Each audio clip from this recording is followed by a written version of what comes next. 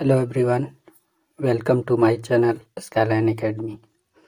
मैं इस वीडियो में मॉडल प्रश्न पत्र सोशल साइंस का लाया हूँ क्लास 10 के लिए, और वो मॉडल प्रश्न पत्र 3 यानी कि सेट 3 का ऐसा ऑब्जेक्टिव लाया हूँ। तो वीडियो की शुरुआत करते हैं, चलते हैं पहला क्वेश्चन की ओर।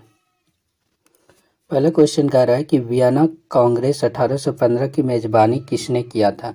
तो वियना कांग्रेस जो 1815 में हुआ था उसकी मेज़बानी ड्यूक मैटरनिक ने किया था। Option A. Question number 2, Jallianwala Bagh हत्याकांड की घटना कब हुई। तो जलियांवाला जो बाग हत्याकांड की घटना 13 अप्रैल 1919 को हुई थी। Option B.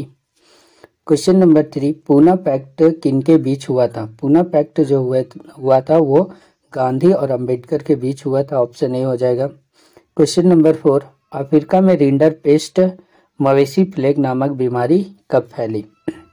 तो रिंडर पेस्ट जो है वो मवेशी में फैलने वाला प्लेग का बीमारी है।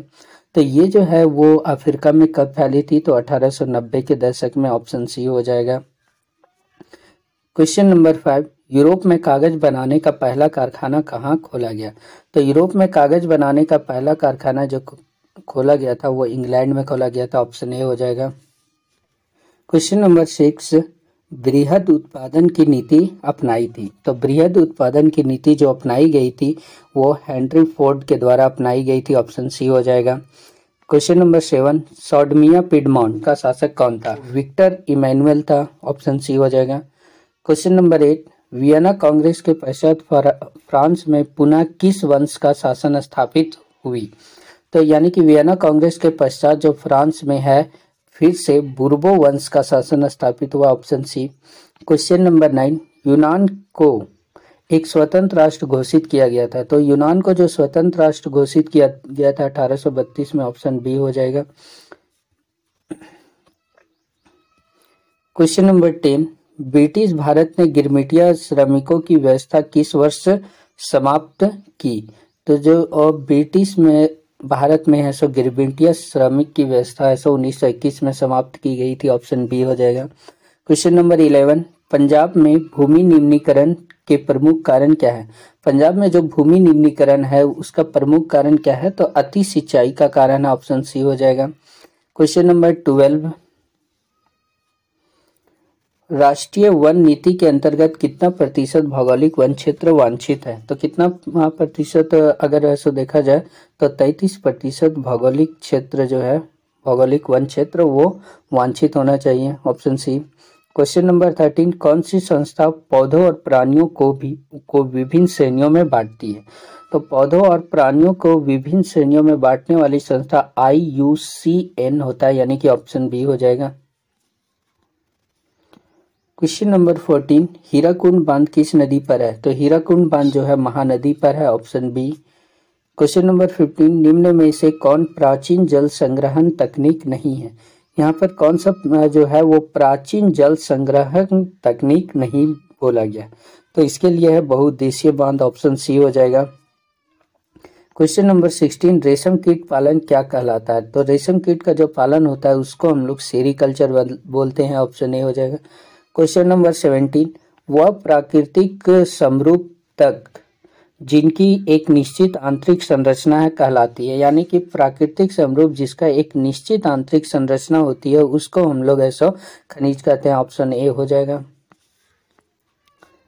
क्वेश्चन नंबर 18, वस्त्र, चीनी तथा वनस्पति तेल जो कृषि से अपना कच्चा माल तैयार करते हैं कहलाते हैं। तो कृषि से जो तैयार उत्पादन को है सो कृषि आधारित उद्योग कहते हैं। ऑप्शन सी हो जाएगा। क्वेश्चन नंबर 19, दो देशों के मध्य व्यापार को क्या कहा जाता है। तो दो देशों के मध्य व्यापार को अंतर्राष्ट्रीय व्यापार कहा जाता है। ऑप्शन बी हो जाएगा। क्वेश्चन नंबर 20, भारत का सबसे प्राचीन कृत्रिम बंदरगाह जो भारत का है वो चेन्नई पटना है। ऑप्शन बी हो जाएगा। क्वेश्चन नंबर 21, 1970 से 1993 के बीच बेल्जियम के संविधान में कितने बार संशोधन किया गया। तो जो 1970 से 1993 के बीच जो बेल्जियम का संविधान में है सो टोटल 4 बार संशोधन किया गया था। ऑप्शन सी हो जाएगा। क्वेश्चन नंबर 22, सत्ता के क्षैतिज वितरण से क्या तात्पर्य है? तो जो सत्ता है यानी कि सरकार का दो तरह से वितरण होता है, एक क्षैतिज वितरण और एक ऊर्ध्वाधर वितरण। क्षैतिज वितरण में जो शामिल है वो कार्यपालिका, विधायिका और न्यायपालिका, ऑप्शन सी हो जाएगा इसका। ओके, और अगर ऐसा ऊर्ध्वाधर बोला जाएगा तो केंद्र सरकार और राज्य सरकार होती है, और सबसे नीचे है सो लोकल गवर्नमेंट होती है। क्वेश्चन नंबर 23, राज्य पुनर्गठन आयोग की रिपोर्ट कब लागू की गई थी? तो राज्य पुनर्गठन का आयोग का जो रिपोर्ट है 1956 में लागू किया गया था, ऑप्शन बी हो जाएगा। क्वेश्चन नंबर 24, भारत में राजनीतिक दल को मान्यता कौन देता है? यानी कि राजनीतिक दल जो है उसको मान्यता कौन देता है? तो चुनाव आयोग देता है, ऑप्शन सी हो जाएगा। क्वेश्चन नंबर 25, ऐसी सरकार जो एक से ज्यादा राजनीतिक दलों से मिलकर बनती है क्या कहलाती है? तो यहाँ पर फर्स्ट ऑप्शन है काम चलाओ सरकार, दूसरा स्थायी सरकार, तीसरा गठबंधन सरकार, चौथा प्रगतिशील सरकार। कह रहा है कि ऐसी सरकार जो एक से ज्यादा राजनीतिक दलों से मिलकर बनाती है तो उसको हम लोग गठबंधन सरकार कहते हैं, ऑप्शन सी हो जाएगा। क्वेश्चन नंबर 26, कौन सा तारीख किसी लोकतंत्र में राजनीतिक सुधार करने के लिए बेहतर है? ठीक है, यहाँ पर ऐसा करने हैं तो कौन सा ऐसा लोकतांत्रिक राजनीतिक सुधार करने के लिए बेहतर है? तो इसके लिए जो हो जाएगा सुधार के लिए कानून बनाना, ऑप्शन डी इसका हो जाएगा। क्वेश्चन नंबर 27, बोलिविया के जल युद्ध किसके खिलाफ था? तो बोलिविया के जल युद्ध जो था पानी के निजीकरण के खिलाफ था, ऑप्शन ए हो जाएगा। क्वेश्चन नंबर 28, लोकतांत्रिक सरकार होती है, लोकतांत्रिक सरकार जो होती है वो उत्तरदायी सरकार भी होती है, जिम्मेदार सरकार भी होती है और वैध सरकार भी होती है, यानी कि इसका ऑप्शन डी हो जाएगा उपरोक्त सभी। क्वेश्चन नंबर 29, केंद्र और राज्य के बीच होने वाले विवादों का निपटारा कौन करता है? तो केंद्र और राज्य के बीच जो विवाद उत्पन्न होते हैं उसका निपटारा न्यायपालिका करता है, ऑप्शन डी हो जाएगा।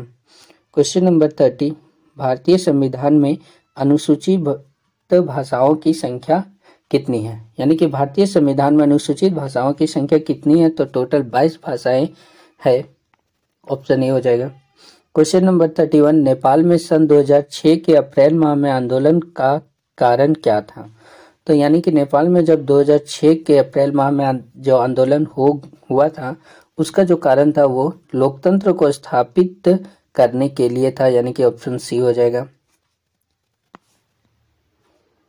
क्वेश्चन नंबर 32, एक उद्योगपति के लिए विकासात्मक लक्ष्य क्या हो सकता है?